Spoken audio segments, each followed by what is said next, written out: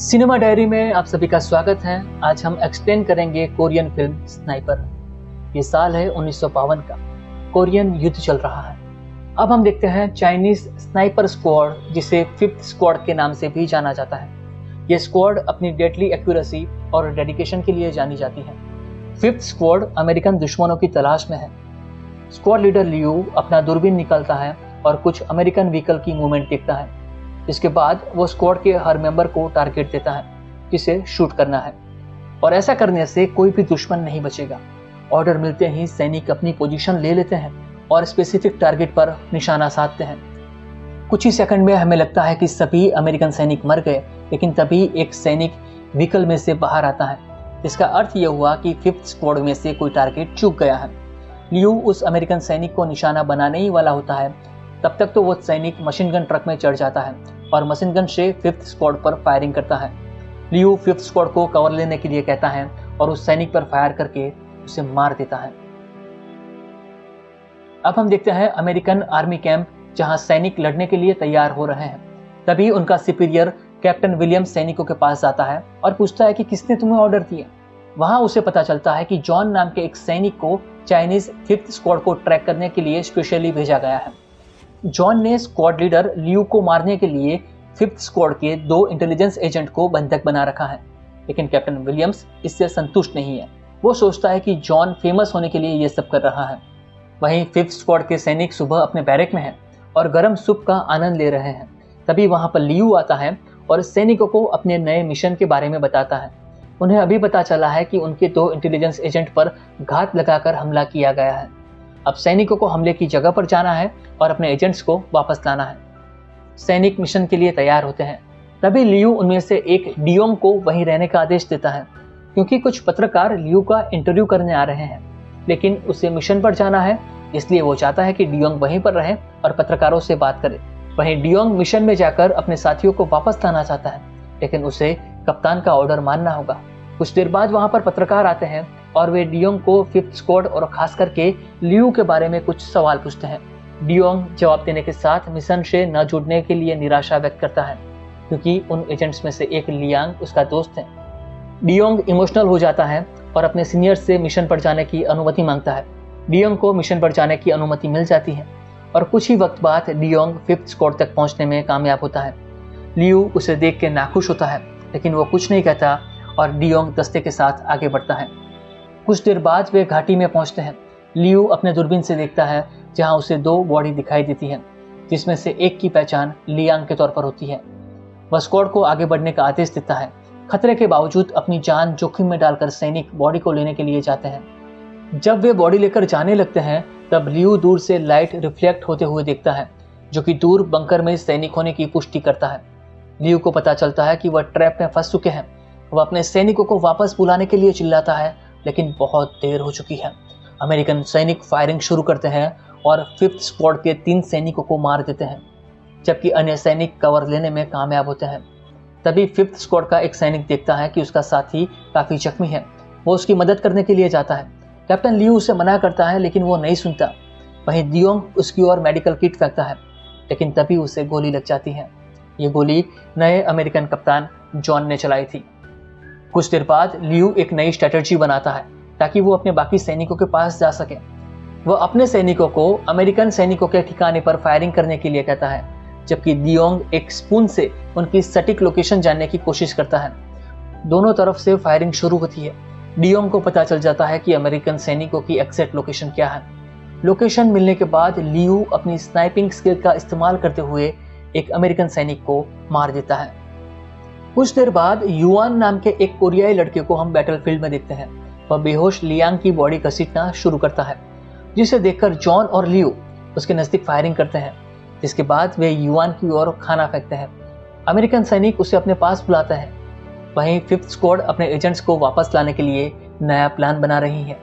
जब अमेरिकन सैनिक युआन से बात कर रहे थे, तभी फिफ्थ स्क्वाड का एक सैनिक चबी, जिसे एक बड़ी मेटल शीट मिलती है, जिसका वो ढाल की तरह इस्तेमाल करता है। मेटल शीट को अपनी बॉडी से रस्सी से बांधकर चबी आगे बढ़ता है। जॉन और उसके सैनिक चबी पर फायरिंग करते हैं, लेकिन मेटल शीट के कारण चबी को कोई नुकसान नहीं होता। तभी एक गोली रस्सी को लगती है और रस्सी टूट जाती है। जब भी अपने हाथ से मेटल शीट को पकड़ता है तभी उसके हाथ पर भी गोली लगती है। मेटल शीट उसके हाथ से छूट जाती है और फिर वे उसके सिर में गोली मार देते हैं। ये देखने के बाद 5th स्क्वाड के बाकी सैनिक काफ़ी दुखी होते हैं। अब हम देखते हैं युआन को, जिसे अमेरिकन सैनिकों ने छोड़ दिया है। वह लियांग की बॉडी के पास आता है और जॉन के कहे मुताबिक उसे एड्रेनलिन का इंजेक्शन देता है। जिसके बाद लियांग अपनी आंखें खोलता है। ये देखकर 5th स्क्वाड को यकीन नहीं होता। यहाँ पता चलता है कि युआन लियांग को जानता है। कुछ देर बात करने के बाद युआन वहाँ से चला जाता है। वहीं लियू अमेरिकन सैनिकों को एक एक करके बाहर निकालने की योजना बनाता है। स्क्वाड के 2 सैनिक दुश्मन का ध्यान भ्रमित करने के लिए बंकर में खुदाई शुरू करते हैं। तभी लियू और दियोंग अपनी जगह बदलकर दुश्मनों के बंकर की ओर निशाना साधते हैं। अमेरिकन सैनिक उनके जाल में फंस जाते हैं। वे खुदाई कर रहे सैनिकों के पावड़े पर गोली चलाते हैं, जिससे लियू और दियोंग को उन्हें देखने का वक्त मिल जाता है। वे तुरंत एक सैनिक पर गोली चलाते हैं। वहीं अपने सैनिक की मौत के बाद जॉन गुस्से में आकर मशीन गन से फायर करता है। एक बॉम्ब शेल भी फायर करता है जहां पर सैनिक बंकर में खुदाई कर रहे थे। बम ब्लास्ट होते ही दोनों सैनिकों की मौत हो जाती है। अब 5th स्क्वाड में कैप्टन लियू, दियोंग और लाओर बचे हैं, जो अपने साथियों की मौत से काफी दुखी हैं। इसलिए वे आखिरी सांस तक लड़ने का फैसला करते हैं। लियू और दियोंग वहां से फ्लैंक करते हैं, जबकि लाओर दुश्मन पर नजर रखता है। लियू और दियोंग फ्लैंक करके दुश्मन को मारने में कामयाब होते हैं। जिसके बाद वे तीनों एक जगह इकट्ठा होते हैं। वे देखते हैं कि लियांग बेहोश हो रहा है। लियांग को होश में रखने के लिए वे जोर जोर से देशभक्ति गीत गाना शुरू करते हैं, लेकिन इसके कारण दुश्मनों को उनकी लोकेशन का अंदाजा मिल सकता है। तभी एक अमेरिकन सैनिक जैक स्पीकर पर चाइनीज में बोलना शुरू करता है। वो 5th स्क्वाड के साथ नेगोशिएट करना चाहता है। उन्हें लियांग के बदले लियू चाहिए। लियू बिना किसी हिचकिचाहट के मान जाता है, लेकिन एक बड़ी संभावना है कि ये डील एक धोखा भी हो सकती है। लियू अपने हथियार फेंक देता है और धीरे धीरे दुश्मन की ओर बढ़ता है, जबकि लाओर, जिसकी जिम्मेदारी लियांग को वापस लाने की है, वह लियू के पीछे चलता है। थोड़ा चलने के बाद लियू रुक जाता है। वह अपने हाथ से इशारा करता है कि लियांग की बॉडी को पहले वापस भेज देना चाहिए, जिसके बाद वो आगे बढ़ेगा। जॉन एग्री होता है, इसलिए लाओर घायल एजेंट को अपनी पीठ पर ले जाता है। वहीं लियू भी दुश्मनों की ओर आगे बढ़ता है। तभी लाओर को कहीं से गोली लगती है, जिससे सभी चौंक जाते हैं। विश्वासघात से गुस्से होकर लियू एक ग्रेनेड निकालता है और दुश्मनों की ओर दौड़ता है। वह ग्रेनेड के साथ अमेरिकी बंकर में कूद जाता है और ग्रेनेड फटने से लियू के साथ कई अमेरिकी सैनिक भी मारे जाते हैं। इसी बीच लाओर अभी जिंदा है, लेकिन उसके पैर में गोली लगी है, इसलिए चल नहीं सकता। तभी दियोंग उसकी ओर रस्सी फेंकता है ताकि लाओर रस्सी पकड़कर ऊपर आ सके। वहीं अभी भी कुछ अमेरिकी सैनिक जीवित हैं, लेकिन वे काफी घायल हैं। तभी उन्हें पता चलता है कि वो कैप्टन विलियम्स थे, जिन्होंने लाओर पर गोली चलाई थी। वो जॉन से संपर्क करता है और लियांग को जाने देने के लिए उसे डांटता है, क्योंकि उसके पास कुछ गुप्त जानकारी है। कुछ देर बाद कैप्टन विलियम्स अपने सैनिकों के साथ बैटलफील्ड पर आते हैं। वो लियांग को जिंदा पकड़कर उससे जानकारी निकालना चाहते हैं। वहीं लाओर लियांग की बॉडी को रस्सी से बांधने के लिए आगे बढ़ता है। तभी जॉन, जो कि विलियम्स के ऑर्डर से तंग आ चुका है, वह लाओर को गोली मार देता है। इसके बाद 5th स्क्वाड में अब सिर्फ दियोंग ही बचा है। अब पूरा मिशन उसके हाथ में है।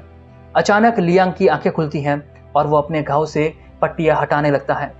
वो दूर से दियोंग को नोटिस करता है और पट्टियों पर अपने खून से कुछ लिखने की कोशिश करता है।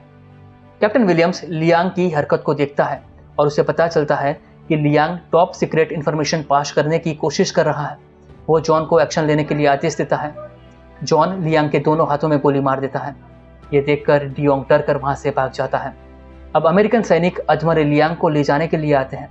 वे लियांग को इलाज के लिए लेकर जाते हैं, लेकिन तभी लियांग एक सिरिंज निकालकर अपने आप को मारता है। वहीं दियोंग अपनी पोजीशन चेंज करके लियांग को देख रहा है। दियोंग दुश्मनों पर फायरिंग शुरू करता है। वो लगातार अपनी पोजीशन चेंज करते हुए लियांग को लेने आए सारे अमेरिकन सैनिकों को मार देता है। दियोंग अब अपनी जगह छोड़ देता है और नया प्लान बनाता है।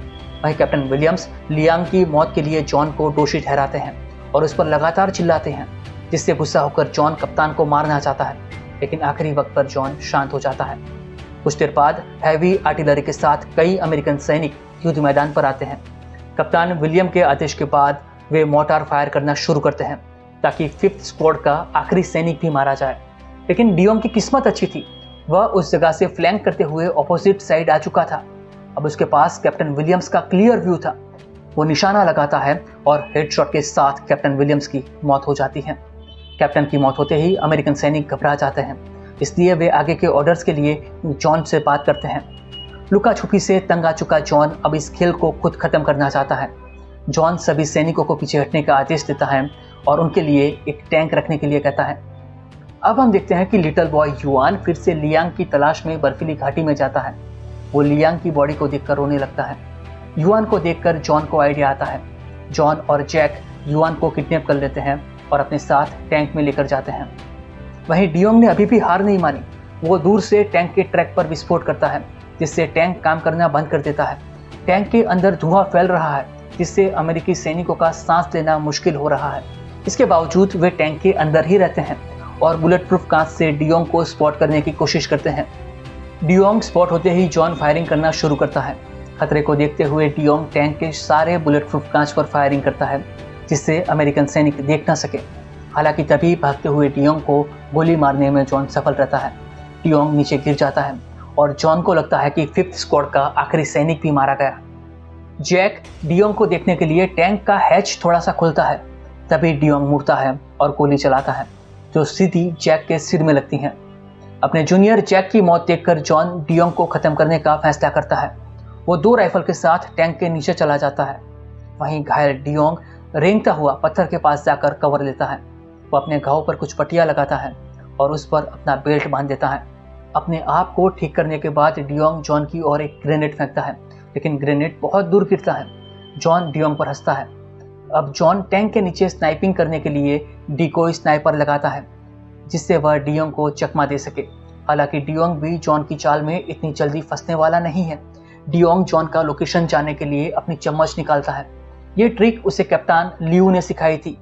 इस ट्रिक से डियोंग जॉन की लोकेशन का पता लगा लेता है और अपने आप को फायरिंग पोजीशन में तैनात करता है। जब जॉन चम्मच पर फायर करता है, तब वो अपने आप को एक्सपोज करता है। तभी डियोंग उसी सेकंड पत्थर की दूसरी ओर से बाहर आकर अपना फाइनल शॉट फायर करता है और डियोंग की राइफल से निकली हुई गोली जॉन की राइफल को टच करते हुए जॉन के सिर में लगती है। उसकी वही मौत हो जाती है। डियोंग जॉन की डेड बॉडी के पास जाता है, जहां उसे एक न्यूज़पेपर मिलता है जिसमें लियू और 5th स्क्वाड की फोटो होती है। डियोंग अब टैंक में जाता है और युआन को छुड़ाता है। उसे कैंडी ऑफर करता है। यहाँ पता चलता है कि लियांग अपना संदेश डियोंग को भेजने में कामयाब हुआ था, जिसमें बैंडेज पर चाइल्ड कैंडी लिखा हुआ था। वो चाइल्ड युआन है और उसके बालों में कैंडी का एक टुकड़ा है जो लियांग ने रखा था। कैंडी में एक छोटा सा कागज है, जिसे देखने के बाद दोनों वहां से निकल जाते हैं। घर की ओर आगे बढ़ते हुए वे सैनिकों का एक ग्रुप देखते हैं जो उन्हें बचाने आ रहा है। डियोंग अपने सीनियर को सीक्रेट इंटेल देता है, जो आगे की लड़ाई में उनके लिए काफ़ी महत्वपूर्ण होगी। फिर सभी सैनिक 5th स्क्वाड के सैनिकों का नाम पुकारते हैं, जिसका अर्थ है कि उनका बलिदान हमेशा याद रहेगा। और इसी के साथ ये फिल्म समाप्त हो जाती है। तो दोस्तों, ये थी कोरियन फिल्म स्नाइपर की कहानी। वीडियो पसंद आया हो तो वीडियो को लाइक और शेयर कीजिए और ऐसे ही फिल्मों का एक्सप्लेनेशन देखने के लिए हमारे चैनल को सब्सक्राइब कीजिए।